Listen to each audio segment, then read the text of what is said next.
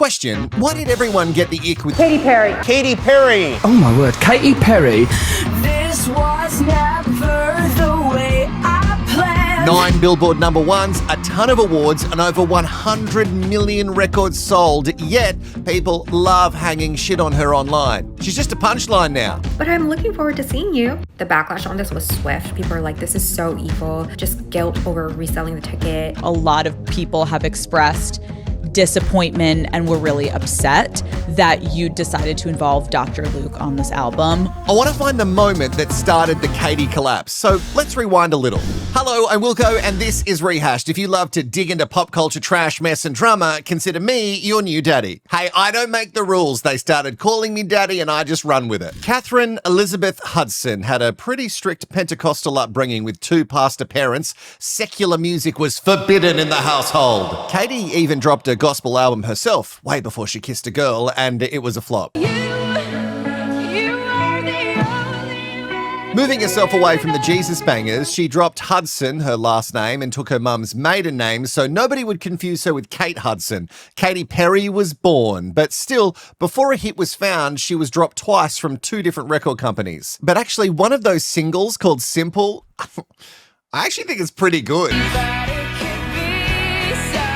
It doesn't sound at all like the Katy Perry we've come to know today, but for me, it slaps, and she has to work her way up. It's not like any of this career was just gifted to her on a platter. She really had to work for it. It pays off, though. In 2008, it's where she really pops off with a song about kissing a girl, and she is a girl. And sad to say, in 2008, that was still a scandalous thing. The song was, and still is, huge, and that album brought us Thinking of You, Waking Up in Vegas, and another banger that in Australia is mostly known as the theme to the TV show MasterChef. All of these singles are flogged on radio, and she is really speaking to the moment, especially with her new beau, comedian Russell Brand. They met on the set of the movie Get Him to the Greek, where Russell Brand basically played himself, like he did in most of his movies. Katy Perry done a little cameo, right, in the film, and there was a bit, right, so we were pretending to be a couple. We sort of snogged on the balcony, but there was a bit, Katy, that I'd like to bring up, where the shutters of the balcony were closed. We kissed, there was no one there, we were just alone in a room kissing, wasn't even part of a film. We never actually get to see this because Katy's cameo was cut from the movie, but they meet again at the MTV VMAs. She apparently threw a bottle of water at him to get his attention, and the rest is a toxic roller coaster of history. Sometimes I think, oh, just Russell, shut up. Stop saying things. It's never a dull moment, I'll say that. It's kind of like an ongoing episode of I Love Lucy. After dating for about 4 months, Russell pops the question in India on New Year's Eve. And at the wedding, Russell even arrives on an elephant. But the careers keep them apart more often than not, and it's all extremely public, like rumors that they're with child, but then their marriage is on the rocks, and one of those ended up being true. In December of 2011, while Katy was on tour, Russell sends her a text saying that he was divorcing her. And all of this was left in the Katy Perry doco, Part of Me.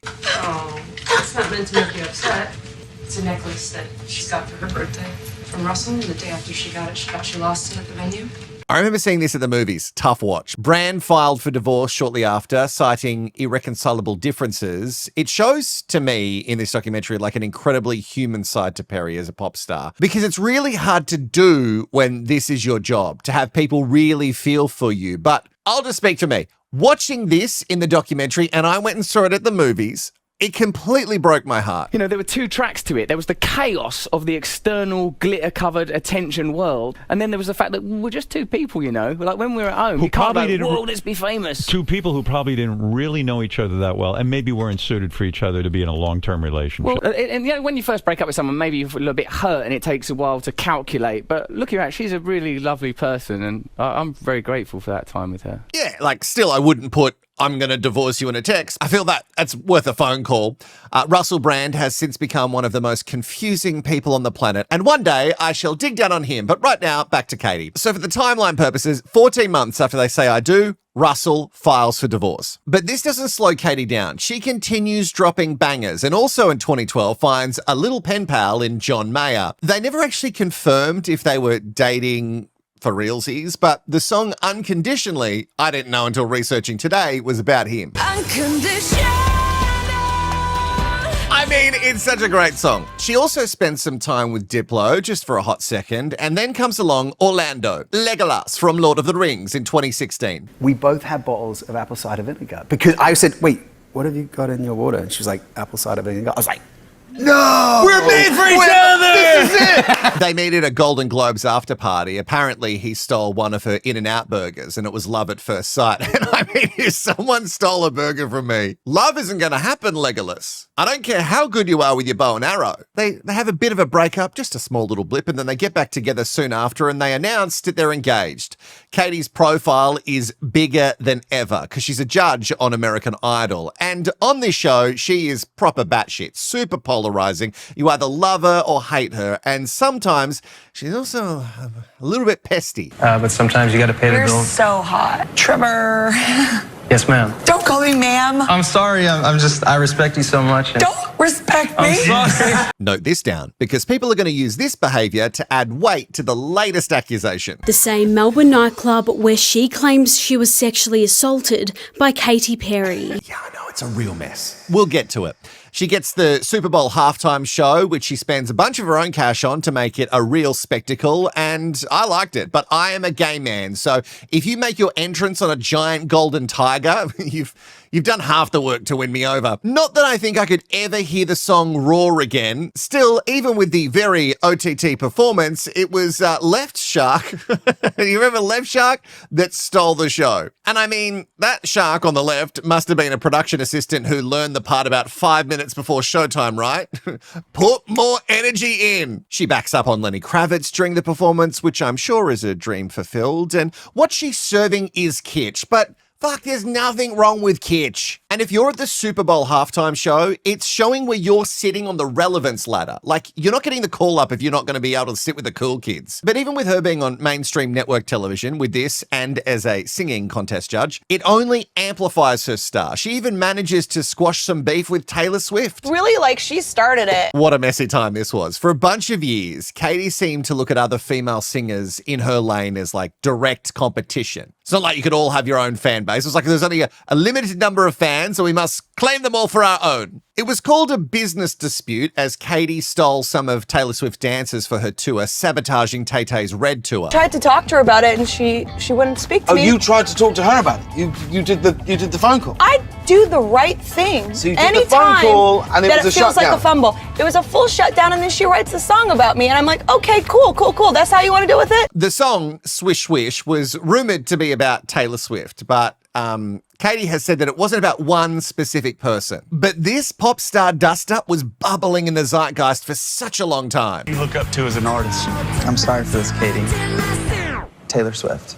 Oh, you don't have to be sorry. I love Taylor Swift. I love her as a songwriter as well. Imagine going in front of Katy Perry for your audition, which is terrifying enough, and apologizing because your favorite artist is Taylor Swift, and you don't want to lie, but you also know that the woman judging you hates that person, apparently. Both of them managed to put on a real show to let everyone know that everything is okay, with Katy featuring in one of Taylor's music videos. Excellent news. That's going to keep the Swifties v. the Katy Cats war at bay. Still, I don't think she was invited to Tay-Tay's wedding to Travis Kelce, and it was held at a stadium, so pretty much everyone got invited. Anyway, I don't think that the Taylor saga, was the thing that turned people off KP, because it's been publicly buried. But this next era, I don't know if people are getting over this. During this time, an album called Witness dropped, and it had that song Swish Swish, which I mentioned earlier. It also had Chained to the Rhythm, and although those songs got some radio airplay, the album itself had mixed reviews. If anything, they slanted more negative. Positive news though, Katy and Orlando start a family with the arrival of their daughter Daisy. The album Smile she drops the same year gives her a little more love from the critics, but the Idol judge thing. Okay. If Katy lays on the table, I think I'm gonna pass out. 3 kids. Honey, you've been laying on the table too much. I don't think that this was helping her with fans. There are just too many moments where she's just a little bit, wait, can I not say that? I'm Australian. I mean it in the Australian way. She's a little bit I know, you can bleep it, but I stand by it. I mentioned that I had 3 children and was a young mother, and Katy Perry made a joke that wasn't super kind. And yeah, that's what this is all I guess, about? She's either acting a nutter or shitting on people because they don't do it for her. I guess the bullied become bullies. Even though she is divisive during this time, people are not openly coming for her. And she's found the perfect plug. Does that make sense? No? Okay. My nan always says that there is a plug for every hole. She is a true romantic when it comes to the affairs of the heart, as you can hear. But it also seemed as if her and Orlando were perfectly suited. I don't know if you saw this, but there was a pic of them. Oh, you must have seen it. There was a pic of them paddleboarding while on holidays. It was plastered everywhere. He was completely nude and she was just sitting up front looking as happy as pie. And why wouldn't you be when you've got this big anchor keeping you on track? As long as it doesn't club you over the head. It's huge. This is where the turn begins. I think, anyway. From dedicated pop fans, at least. It was 143. It's her dedicated angel number. It's also the symbolic code for I Love You, and it's the title for Katy's 7th studio album. On the promo for it, she talks about being a dance album that helps you get the love frequency, but initially, even before hearing a track, everyone was talking about one of the producers, Dr. Luke. This guy had worked with Katy before and really helped launch her career when she kissed that girl, remember? So it would make sense after a couple of mid-albums to head back to someone you know you can create some pop magic with.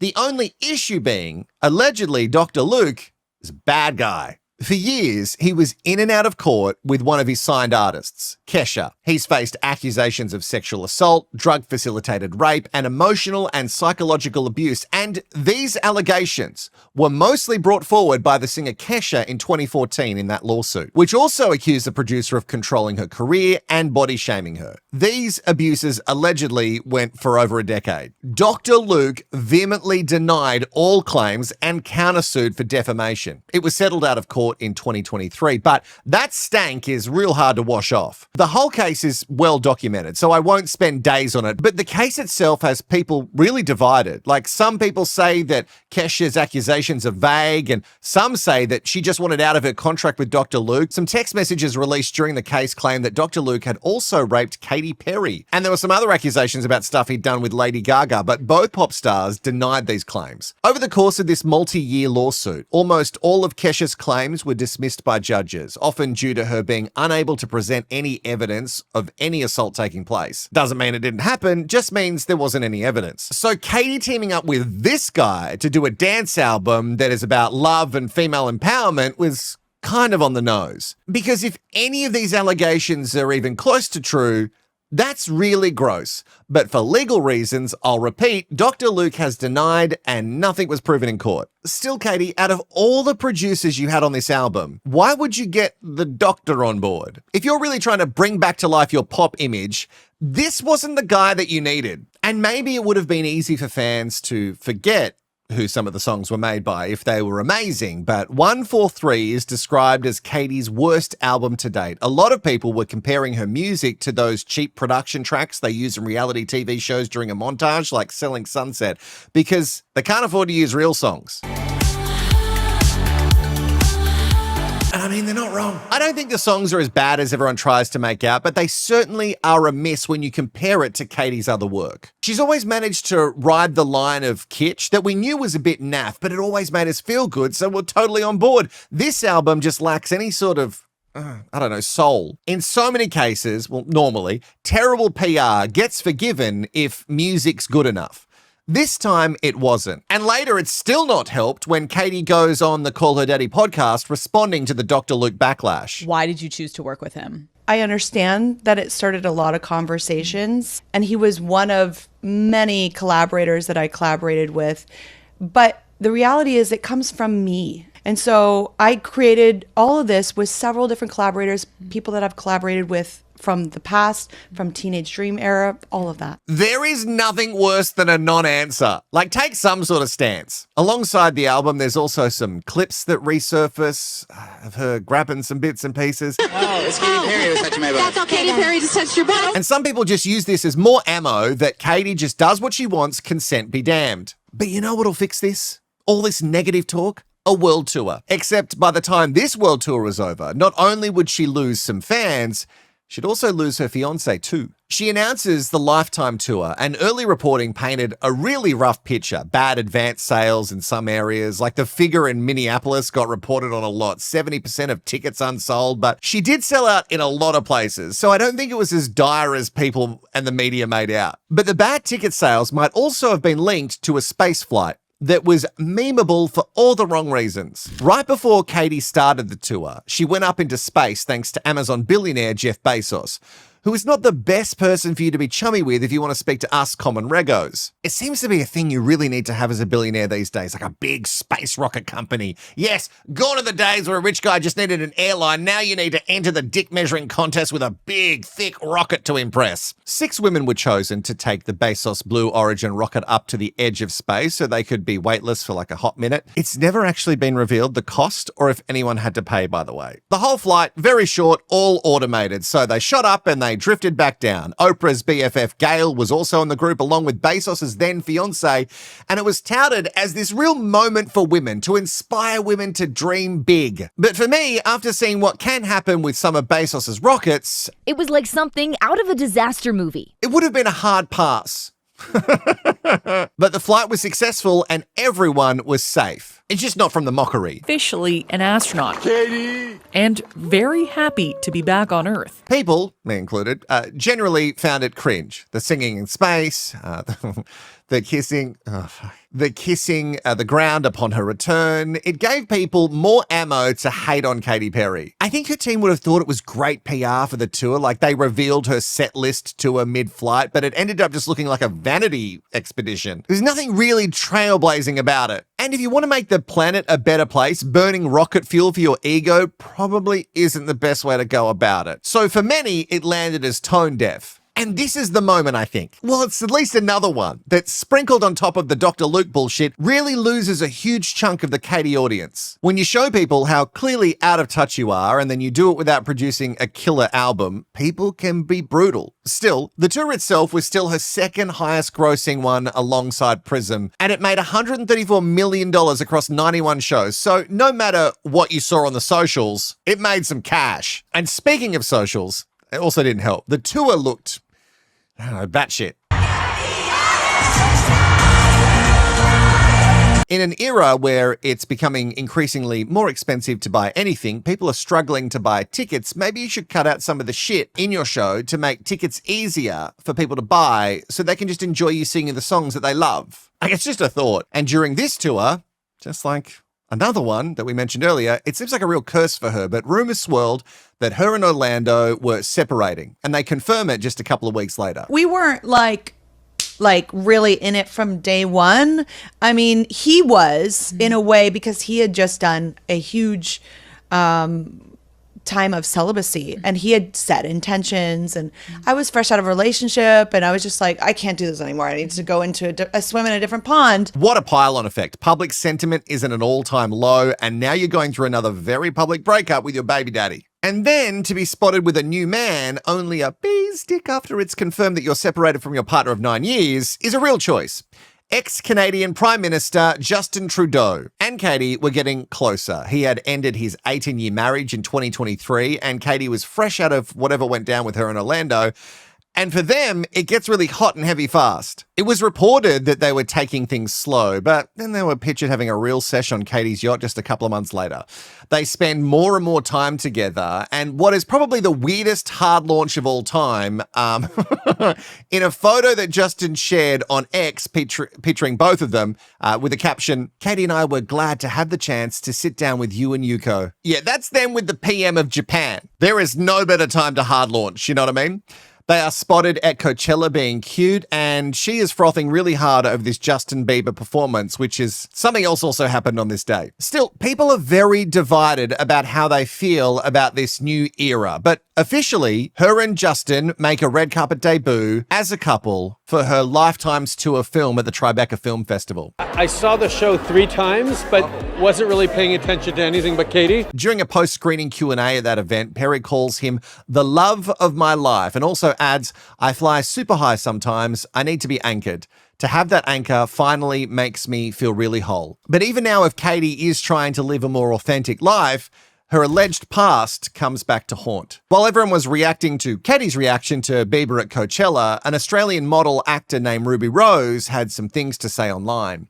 On April 12, 2026, Rose posted on Threads replying to a Complex Music post about Perry's reaction to Justin Bieber. She wrote, Katy Perry sexually, I guess, assaulted me at the Spice Market nightclub in Melbourne. Who gives a shit what she thinks? Then later replying to a fan that said she kissed a girl and she didn't like it, Ruby Rose then says she didn't kiss me. She saw me resting on my best friend's lap to avoid her and bent down, pulled her underwear to the side and rubbed her disgusting on my face until my eyes snapped open and I projectile vomited on her. I mean, that is a hectic thing to accuse someone of on the internet. Initially, Rose said she wasn't interested in filing a police report, but then shortly after, she said she had filed with police. She said she finalized all of the reports and would no longer be able to comment, repost, or talk publicly about any of those cases or the individuals involved. Katy's team called these claims reckless lies. But the Victorian police have confirmed that they're looking into it. Melbourne's sexual offence officers and child abuse investigation team detectives are investigating a historical sexual assault that occurred in Melbourne in 2010. Ruby says she tried to make light of the story at first, and it took her 2 decades to finally come to terms with what happened. Ruby Rose herself is very polarising, and although it seemed like for some time she was on the up in Hollywood featuring in movies and TV series, it seems now that even before this claim about Katy, people didn't really want to employ her anymore. She finds herself at the center of many contested disputes. It doesn't mean that what she said about Katy Perry is fabricated, but it gives you a little bit more context on the person managing to find themselves in the spotlight, calling someone else out. I was on the internet today, and that's always a risk, but I was having a look at some of the online threads about this situation in particular, and there seems to be a lot of people who believe Ruby's story given Katy's history. Groping Mendes and Bieber, that American Idol contestant saying that she kissed him without consent. Josh Kloss claimed that she pulled down his pants at a party, exposing his little cloths, and she was also inappropriate to him when they filmed a music video together. For some people, this information just seems to be enough to side with Rose and convict her in the court of public opinion. Others think that Ruby is just a bitter person who loves gobbling sour grapes and will just say whatever she can to put some attention on herself. With an actual police investigation looking into it, I just don't know if it's going to go away quietly. As I was doing research for this Rehashed, I was looking through a bunch of old interviews and I found this audio when Russell Brand was working for the BBC and he was doing a radio show at the time, and he was interviewing Katy Perry. This was before they were officially dating, so 2008, and this is just a couple of years before those things apparently happened that Ruby Rose alleged. And hearing her speak and then knowing what she's been accused of, it kind of hits differently now. I think that, of course, if there's a beautiful woman that presents herself to me, you have to take advantage of the situation. Katy saying take advantage of the situation doesn't land great. Now, we don't have actual facts when it comes to this situation, so all we can look at is what we do know. Katy took off to a level of pop fame that most will never reach, but she couldn't do what she needed to do to sustain it, and that's keep making music that appeals to the pop masses. And that's the thing about this moment I'm talking about. Like, what was the moment? I don't think there was just one. Like, it isn't just Dr. Luke, it isn't just the space flight, and it isn't just the accusations from Ruby Rose. It was all of it. Like, it all just started to stack up with nothing underneath it to hold that goodwill together. Turns out you can survive a divorce text. You can even survive a flop album or 2 or maybe 3. What you can't survive is having it all happen at once with no bangers to bail you out. People can forgive a lot of kooky, erratic behavior if they can connect to your music, but nobody is going to feel seen by a generic beat and an AI word salad about being in a woman's world. And I guess when it comes to the really serious accusations made by Ruby Rose, we'll see. As always, I love to hear what you think in the comments. And when you do it, put ATW. That means I went all the way. That's right. You and me, we went all the way together. It is a special club that only a few are a part of, so let me know that you're in it. Plus, if you like trash, mess, and drama, make sure you subscribe to the channel and give it a thumbs up or a hype if you're nasty before you bail. Speaking of TMD, did you see this video about a despicable human named Tom Sandoval? Even if you don't know his name or his face, I promise you, you'll love this video. It's trashy and dramatic, just how we like it.